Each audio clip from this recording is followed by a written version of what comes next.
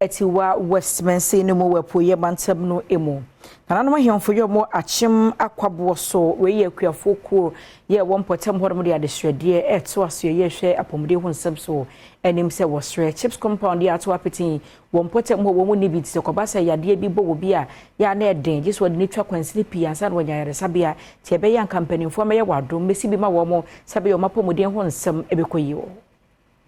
apomde bia eye ade ba ko a eka kromafo bomu pa isanse onya bebi ba ko obekọ akọje yaresha eboa ema mantema na semensini mu ntoto ye ekoso ya apomde nsem so ekoso enso wokọ Akyem Akwabouso a asem ne ya asem foforo isanse omanfo tu kwantentene ekom yam ye bitisa Akyem kwaben chebi ene koforidua ene kokọje yareshe ne bra ohino wa Akyem Akwabouso berima dwamena mani ampodi ni finshi ya miyenu ewa akonwa so ene wodi tu just chips compound ni ne kromu de enya kora St Ghana Health Service ni aban emeye wo momoa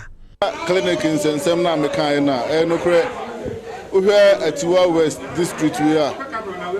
Atiwa West district here Akyem Akwabouso pe ani any health center yeah clinic chips compound minimum standard ye ni bi sabi ye nkurase a mi nkurase a me hweso kura nya bi mi kuroi ye ni bi anya no nko a sabi eti ye hia ba mo a ye hia omo nsem ewo bi mu a omo mabo a clinic obi nyem krom ha agisi twa kwan eto da bi anajo ukofa kawe enwe chikromafo bi nso editu dwase obekọ akọje yaresha wo baabi a agisi otwa brofo kwan sirtenten eno nso eya anadwobre ena obi eyade no de ne kwa yaresabe a na akoye nsempi ne senti assembly no hwe no mo awo mo ma eni ha de clinic de ebi ni ha etisi obi yare ya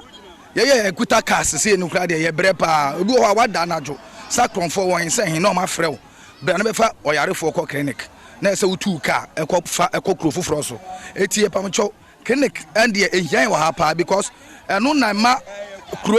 eden ejina yeni clinic awo yampa tamu ha etinka ye besra adofo ajamfo ne mpanifo